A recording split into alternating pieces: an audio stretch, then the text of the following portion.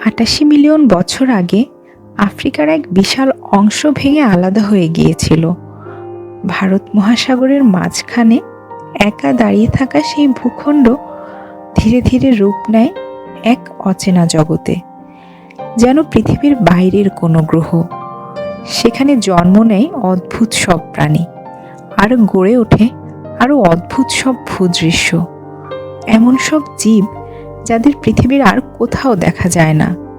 পাথরের বন এতটাই ধারালো যে এক ছোঁয়াতেই চামড়া কেটে যেতে পারে। আবার কিছু গাছ এতটাই বেঁকে চুরে দাঁড়িয়ে আছে যেন সেগুলো উল্টো করে মাটিতে পুঁতে দেওয়া হয়েছে। এই রহস্যময় জায়গাটির নাম মাদাগাস্কার। সময়ের স্রোতে প্রায় বিস্তৃত এক দ্বীপ, যা আজ পৃথিবীর সবচেয়ে বন্য ও অদ্ভুত সৃষ্টিগুলোর এক আশ্রয়স্থল। আর এই অদ্ভুততার সবচেয়ে জীবন্ত রূপ দেখা যায় দ্বীপটির পশ্চিমাঞ্চলে। এখানকার ভূদৃশ্য যেন পৃথিবীর নয়, বরং দেবতাদের জ্বরাক্রান্ত স্বপ্ন থেকে আঁকা কোনো ক্যানভাস। এখানে গাছগুলো উল্টো দিকেই যেন বেড়ে ওঠে, বিশাল কাণ্ড ফুলে ওঠে আকাশের দিকে, আর শিকড়গুলো হাত বাড়িয়ে থাকে স্বর্গের দিকে। এই হলো বাওবাব গাছ, প্রাচীন দৈত্য যারা মানুষের আগমনের বহু আগে থেকেই এই ভূমির প্রহরী। কিছু বাওবাবের বয়স 1000 বছরেরও বেশি। এরা জীবন্ত পানির ভাণ্ডার। এক একটি কাণ্ডে জমা থাকে প্রায় 32,000 লিটার পানি। একটি বাওবাবে আঘাত করলে সত্যি একটি সুইমিং পুল ভরে যেতে পারে। কিন্তু এই দৈত্যরা কেবল শক্তির প্রতীক নয়, এরা এক ট্র্যাজেডির বেঁচে থাকা সাক্ষী। কারণ বাওবাবের এই অ্যাভিনিউ কোনো প্রাকৃতিক বন নয়, এটি এক বিশাল কবরস্থান। লক্ষ লক্ষ বছর ধরে এই গাছগুলো দাঁড়িয়েছিল ঘন উষ্ণমণ্ডলীয় বনের মাঝে, যা পুরো অঞ্চল ঢেকে রেখেছিল। কিন্তু প্রায় 2000 বছরেরও কম সময় আগে মানুষ এসে সবকিছু বদলে দেয়। শতাব্দী আগে বন কেটে ফেলা হয় কৃষি জমির জন্য। শুধু বাওবাবগুলো টিকে থাকে, কারণ মানুষরা এদের মধ্যে কিছু পবিত্রতা দেখেছিল।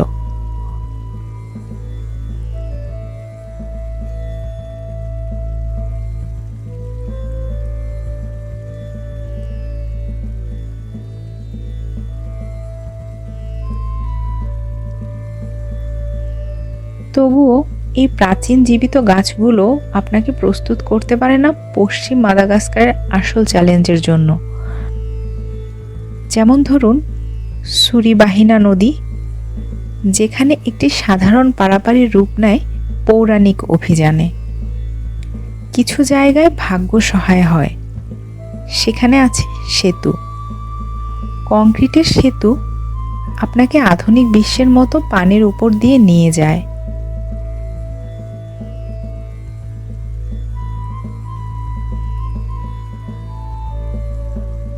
কিন্তু সব জায়গায় এতটা সৌভাগ্যবান নয়। দূরবর্তী এলাকায় নৌকাই একমাত্র ভরসা। চ্যাপ্টা ব্যবহারিক নৌযান, যেগুলো সম্পূর্ণ গাড়িসহ মানুষ পার করে দেয় শুধুই বিশ্বাসের উপর ভর করে। আপনি গাড়ি চালিয়ে উঠছেন একটি কাঠের প্ল্যাটফর্মে, যা দেখলে সমুদ্রযাত্রার উপযোগী বলেই মনে হয় না। শুধু তারপরও বিশ্বাস করতে হয় এই সাধারণ নৌকাটি আপনাকে আর আপনার গাড়িকে নিরাপদে অন্য পারে পৌঁছে দেবে। আর সামনে অপেক্ষা করে আছে সিঙ্গিদে বেমারাহা, পাথরের বন, যেন প্রকৃতির তৈরি বিশাল রেজার। চুনা পাথরের ধারালো গঠন এমন যে স্কালপেলের মতো কোমলতায়ও ত্বক কেটে ফেলতে পারে। কিছু পাথরের শিখর 70 মিটার পর্যন্ত উঁচু, গড়ে তুলেছে পাথরের ব্লেডে ভরা এক অন্তহীন গোলক ধাঁধা। উপর থেকে দেখলে মনে হয় পৃথিবী ফেটে গেছে আর ভেতর থেকে দাঁত বেরিয়ে এসেছে। এই গোলক ধাঁধার ধারে দাঁড়ালে নিজের ক্ষুদ্রতা স্পষ্ট হয়ে ওঠে। এর ব্যাপ্তি প্রায় কল্পনার বাইরে। এমন এক জায়গা যেখানে জিপিএস ব্যর্থ হয়, আর একমাত্র দিক যা সত্যি গুরুত্বপূর্ণ তা হলো উপরের দিক। এখান দিয়ে পার হওয়া মানে ভিন্ন এক ধরনের বিশ্বাসের পরীক্ষা। দড়ির সেতু ঝুলে থাকে পাথরের টাওয়ারের মাঝে, হালকা দুলতে দুলতে আপনাকে নিয়ে যায় বজ্রপাতের মতো খোদাই করা ভূদৃশ্যের উপর দিয়ে। প্রজন্মের পর প্রজন্ম ধরে গ্রামবাসীরা এই জায়গা এড়িয়ে চলেছে, অতিরিক্ত বিপজ্জনক আর অতিপ্রাকৃত ভয়ে ভরা বলে। শুধু সাম্প্রতিক সময়ে এই অনিশ্চিত পথগুলো মানুষের চলাচলের জন্য উন্মুক্ত হয়েছে। যেখানে একসময় বিশ্বাস করা হতো আত্মারাই রাজত্ব করত। কিন্তু দক্ষিণ মাদাগাস্কারের অদ্ভুততা শুধু ভূদৃশ্যে সীমাবদ্ধ নয়, এখানকার বাসিন্দারাই প্রকৃত রহস্য। এটাই আন্দ্রাঙ্গিত্রা ন্যাশনাল পার্ক। গ্রানাইটের সুউচ্চ চূড়া আকাশ ছুঁয়ে যায়, গড়ে তোলে মাদাগাস্কারের সবচেয়ে চ্যালেঞ্জিং ভূখণ্ড। এখানে অভিযাত্রীরা নিজেদের পরীক্ষা করে সেই পাথরের টাওয়ারগুলোর বিরুদ্ধে, যারা মহাদেশের নামকরণের আগেই এই ভূমির প্রহরী ছিল। বাতাস এখানে পাতলা ও ধারালো, যেন পৃথিবীর জন্মলগ্নের শব্দ বয়ে আনে। কিন্তু সেই পাথুরে উচ্চতা ছেড়ে নিচের উপত্যকায় নামলেই দৃশ্য কোমল হয়ে যায়। সবুজ পাহাড় ঢেউয়ের মতো ছড়িয়ে পড়ে দিগন্ত ছাড়িয়ে, আর এই শান্ত প্রান্তরেই নিজেদের প্রকাশ করে মাদাগাস্কারের প্রকৃত শাসকেরা।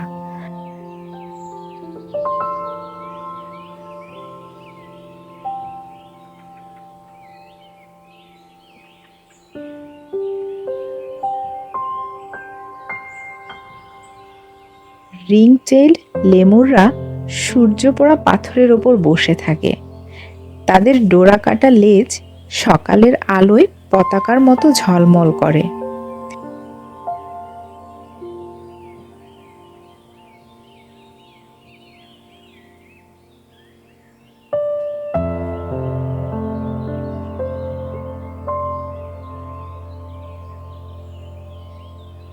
সিফাকা লেমুরদের খোলা জমি পার হতে দেখলে বোঝা যায় বিবর্তন কতটা সৃজনশীল হতে পারে।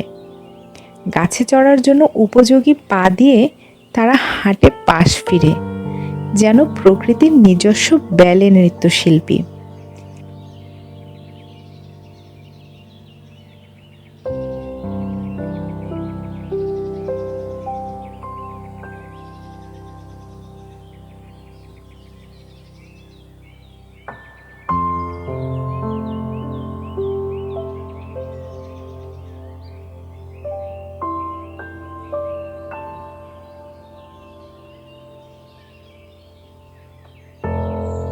কিন্তু লেমুরদের গল্প এখানেই শেষ নয়। বাঁশ লেমুররা সবসময় অস্থির, যেন এমন কিছু নিয়ে দুশ্চিন্তায় থাকে যা শুধু তারাই দেখতে পায়।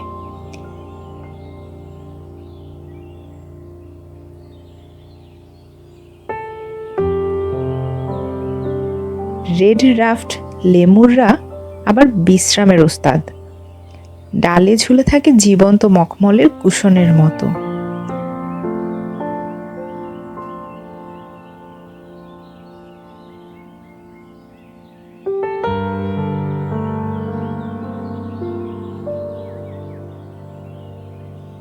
আরও আছে ইন্দ্রি, মাদাগাস্কারের সবচেয়ে বড় লেমুর। বড় বড় চোখে তার মুখে এমন এক স্থায়ী বিস্ময়, যেন সে সদ্য কোনো ভয়ঙ্কর অলৌকিক ঘটনা প্রত্যক্ষ করছে।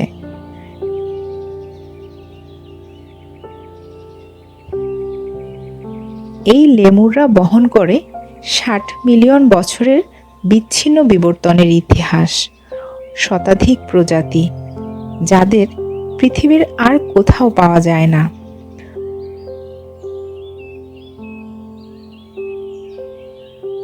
মানুষের আগমনের আগে কিছু লেমুর ছিল গরিলার মতো বিশাল। আজ তারা শুধু কিংবদন্তি।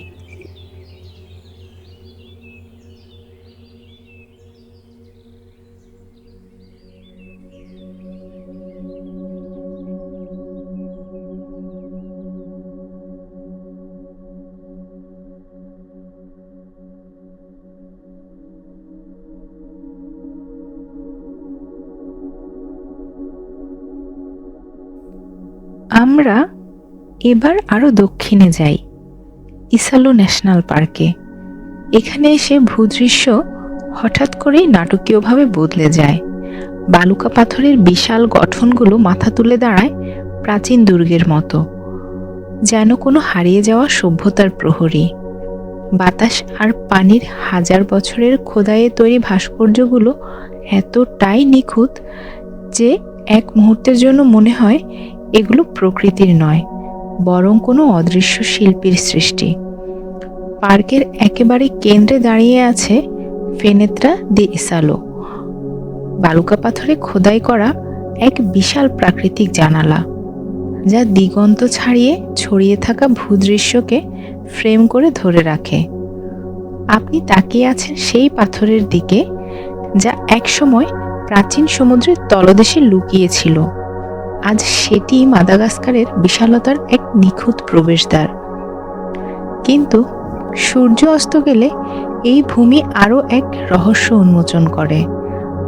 অন্ধকার নামার সাথে সাথেই আত্মপ্রকাশ করে আয়ে আয়ে নামক লম্বা আঙ্গুল বিশিষ্ট লেমুর। অস্বাভাবিক বড় চোখ আর কঙ্কালসার লম্বা আঙ্গুলওয়ালা এই লেমুর গাছের বাকলে টোকা দেয়, যেন কোনো জীবন্ত সোনার খোঁজে। শব্দের প্রতিধ্বনি শুনে সে খুঁজে বের করে সেই ফাঁপা জায়গাগুলো যেখানে পোকামাকড় লুকিয়ে থাকে।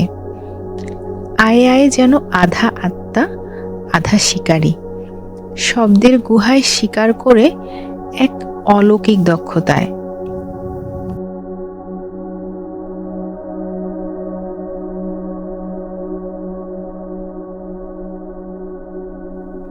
আর এখানেই আছে মাদাগাস্কারের বিবর্তনের আসল জাদুকররা, ক্যামেলিয়ন। পৃথিবীর মোট ক্যামেলিয়ন প্রজাতির প্রায় অর্ধেকই বাস করে এই দ্বীপে।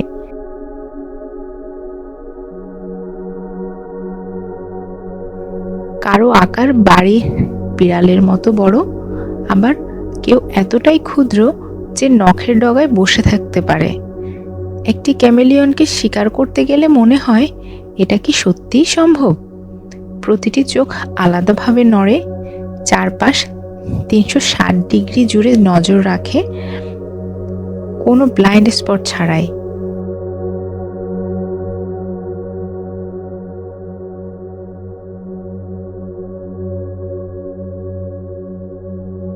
আর যখন আঘাত হানে তখন তার জিহ্বা শরীরের দ্বিগুণ লম্বা হয়ে ছুটে যায়, চোখের পলকের চেয়েও দ্রুত, লেজার নিয়ন্ত্রিত ক্ষেপণাস্ত্রের মতো নিখুঁতভাবে লক্ষ্যভেদ করে।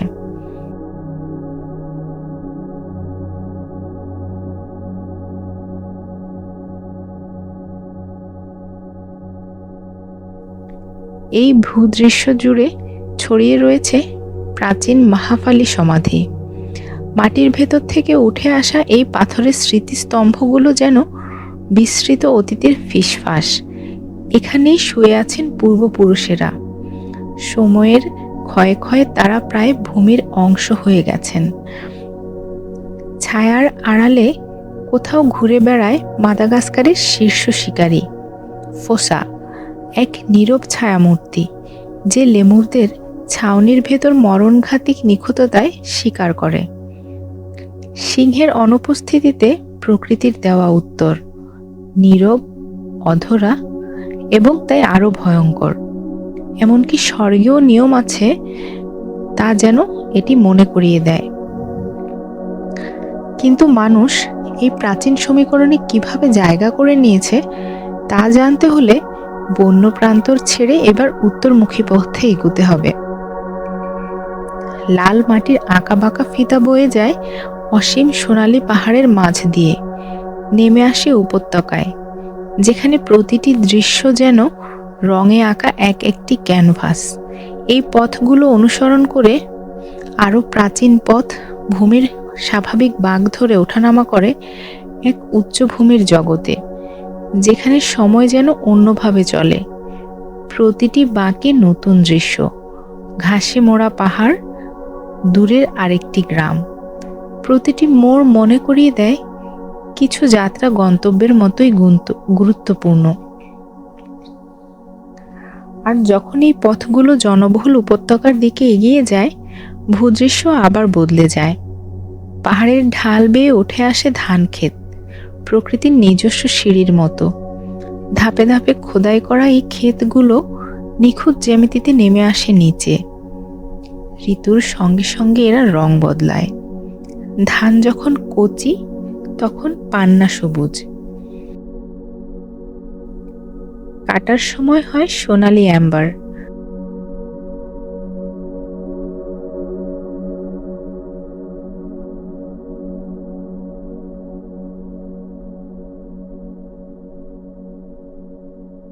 আর যখন ক্ষেত প্লাবিত হয় তখন রূপালী আয়নার মতো আকাশের মেঘ প্রতিফলিত করে। শেষমেশ এই আঁকা বাঁকা পথগুলো এসে মিলে যায় মাদাগাস্কারের স্পন্দিত হৃদয়ে, আন্টানানারিভো। পাহাড়ের সারিতে গড়ে ওঠা রাজধানী শহরটি এক প্রাচীন অ্যাম্ফিথিয়েটার।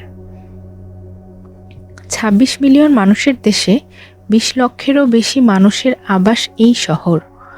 বিশ্বের সবচেয়ে চ্যালেঞ্জিং ভূখণ্ডে মানব অধ্যবসায়ের এক জীবন্ত প্রমাণ। পৃথিবীর সবচেয়ে দরিদ্র 10টি দেশের তালিকায় বারবার এর নাম উঠলেও এই উচ্চভূমির হৃদয়ে লুকিয়ে আছে এক অবিশ্বাস্য দৃঢ়তা। শহরের উপরে দাঁড়িয়ে থাকা রোভার প্রাসাদ একসময় ছিল রাজকীয় ক্ষমতার প্রতীক। আজ সেই নাম বহন করে এমন এক জিনিস যা কেউ আশা করে না।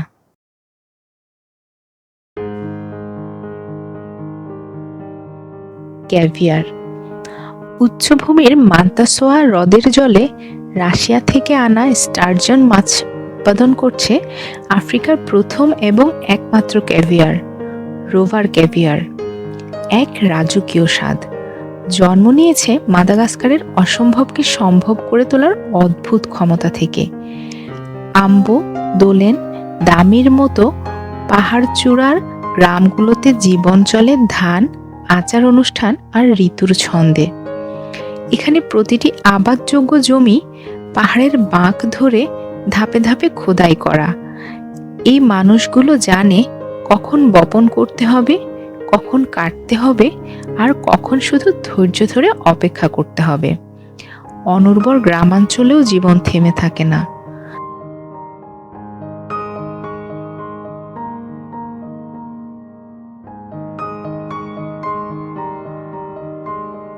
আন্দ্রাহেইব গ্রামে পৌঁছায় মাত্র একটি কাঁচা রাস্তা, বাইরের বিশ্বের সঙ্গে একমাত্র ভঙ্গুর সেতু।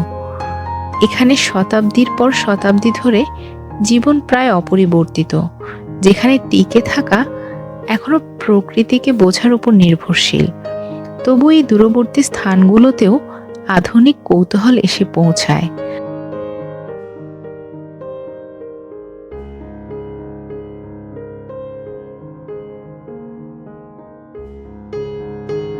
আনালি ভরিতে ভূগর্ভস্থ পানি আগ্নেয় তাপের সঙ্গে মিলিত হয়ে গিজারের মতো ছুটে বেরিয়ে আসে। বাষ্প আর খনিজে রঙিন এক অন্য জগৎ তৈরি করে। ঘাসভূমির ভেতর দিয়ে কোয়াড বাইক ছুটে চলে অ্যাম্বার পাহাড়ের মাঝে। উচ্চভূমির বিশালতাকে অনুভব করায় এক নতুন উপায় দেয়। মনে করিয়ে দেয় মাদাগাস্কারের বিচ্ছিন্নতাই তার আকর্ষণের মূল।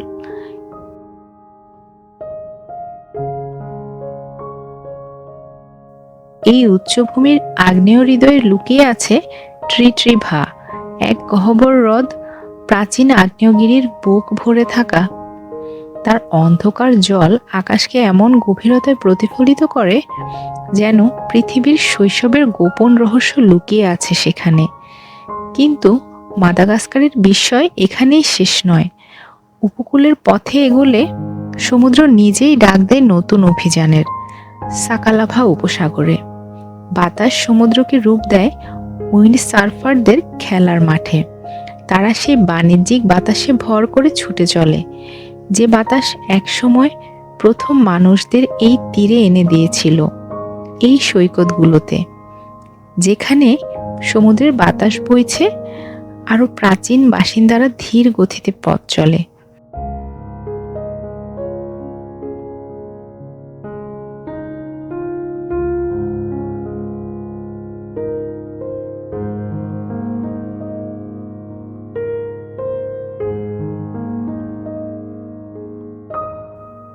কচ্ছপরা যেন তাদের খোলসের সময়কেই বহন করে। আজও জীবিত কিছু কচ্ছপ যারা জন্মেছিল মাদাগাস্কার ফরাসি উপনিবেশ হওয়ার আগেই। ১৫০ বছরের জীবনকাল তাদের বানিয়েছে শতাব্দীর জীবন্ত সেতু।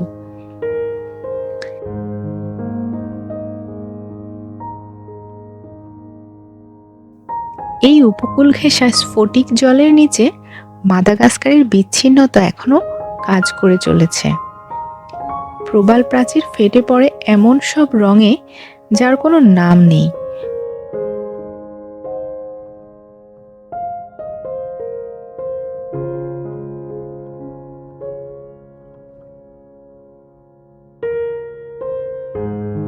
শতাব্দীর ধৈর্যে গড়া গঠনের ভেতর মাছেরা নাচে। এটি এমন এক জগৎ যা পৃথিবীর আর কোথাও নেই, যেখানে বিবর্তনের সৃজনশীলতা সমুদ্রপৃষ্ঠের অনেক নিচে বিস্তৃত।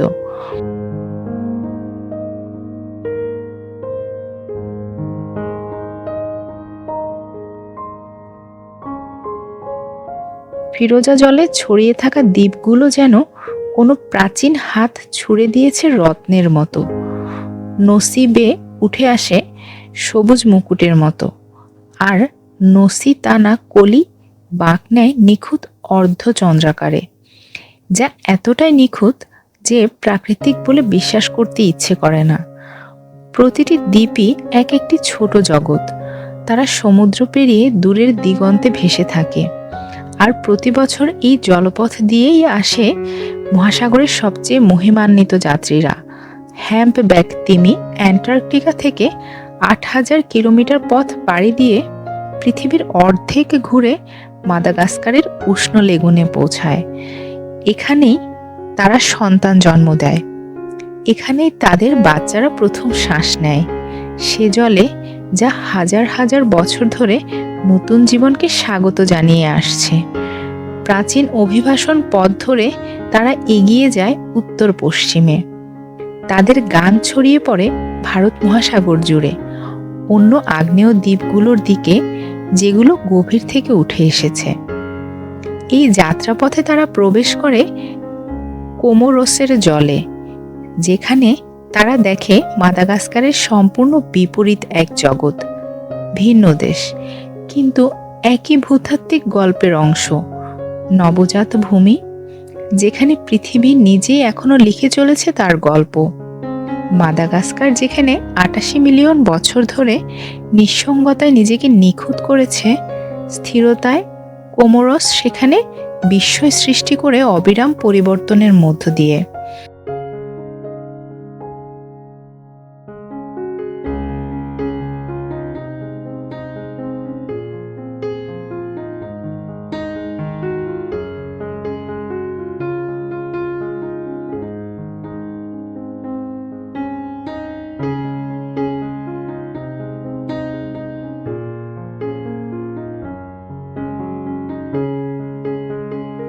আগ্নেয় আগুনের মাধ্যমে যা কখনো ঘুমায় না। চৌমিনী সৈকতে কালো আগ্নেয় বালি ছড়িয়ে আছে ফিরোজা জলের পাশে। প্রতিটি দানা এক একটি লাভার টুকরো, যা মাত্র কয়েক শতাব্দী আগে বিস্ফোরিত হয়েছিল। আপনি হাঁটছেন এমন এক মাটিতে যা একসময় ছিল গলিত শিলা। আজ সেটি সেই সৈকত যেখানে প্রাচীন তিমি আর নবজাত দ্বীপ মিলিত হয়। ড্রাগনের ব্যাকে নাটকীয় পাথরের মেরুদণ্ড স্ফটিক জলের ভেতর হয়ে উঠে এসেছে যেন কোনো প্রাচীন সমুদ্রের দানবের জীবাশ্ম।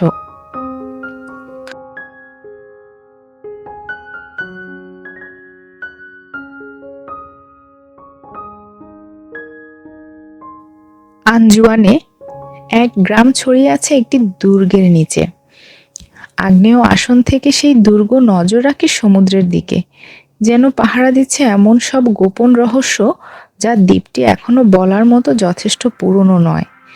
ডিবয়নে আর উজিওর মালভূমি উঠে এসেছে সবুজ কার্পেট বিছানো টেবিলের মতো। ঘাসে ঢাকা আগ্নেয় ঢালগুলো লুকিয়ে রেখেছে সেই আগুন যা তাদের সৃষ্টি করেছিল।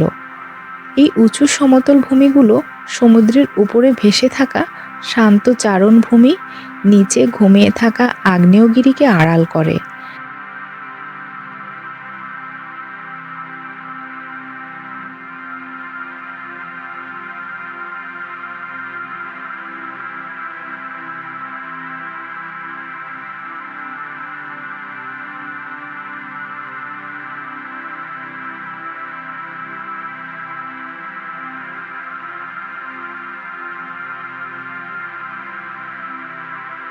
আর লাকসালেতে এক পান্না হ্রদ অবিশ্বাস্যভাবে কাছাকাছি বসে আছে ফিরোজা সমুদ্রের পাশে। স্বর্গের দুই রং আলাদা হয়েছে মাত্র এক ফালি কালো আগ্নেয় বালিতে। মনে হয় পৃথিবী ঠিক করতে পারেনি মিঠা জল নেবে নাকি লবণ, তাই দুটোই রেখে দিয়েছে। কিন্তু গ্র্যান্ডি কোমোরের কেন্দ্রে এই দ্বীপগুলোর প্রকৃত শক্তি প্রকাশ পায়। ঘুমন্ত দৈত্যের মতো মাথা তুলে দাঁড়িয়েছে কাঠথালা আগ্নেয়গিরি, দিগন্তের একচ্ছত্র শাসক। বিশ্বের বৃহত্তম সক্রিয় আগ্নেয়গিরিগুলোর একটি এটি। এই বিশাল ক্যালডেরা 1.25 কিলোমিটার বিস্তৃত। এটি এমন এক পর্বত যে ঘুমাতে অস্বীকার করে। কাঠথালার সামনে দাঁড়িয়ে আপনি যেন সময়ের বিপরীত প্রান্তে চলে যান, যেখানে মাদাগাস্কার 88 মিলিয়ন বছর ধরে ধীরে ধীরে তার অসম্ভব প্রাণীদের নিখুঁত করেছে, এখানে পৃথিবী মুহূর্তেই নতুন জগৎ তৈরি করে। মাত্র 2 শতাব্দীতে এই আগ্নেয়গিরি নিজেকে 20 বারেরও বেশি পুনর্লিখন করেছে। প্রতিটি অগ্ন্যুৎপাত যোগ করেছে নতুন অধ্যায়, এক গল্পে যার শুরু মাত্র। আমাদের এই যাত্রা শুরু হয়েছিল 88 মিলিয়ন বছর আগে, যখন আফ্রিকার এক অংশ ভেঙে আলাদা হয়ে গিয়েছিল।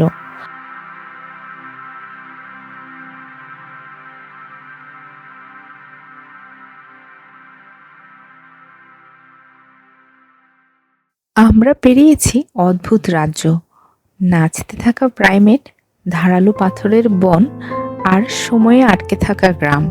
এটি ছিল শুধু এক ভ্রমণ নয়, এটি ছিল এক গল্প যেখানে পৃথিবী নিজেই সময়ের প্রান্তে দাঁড়িয়ে বিস্ময় লিখে চলেছে।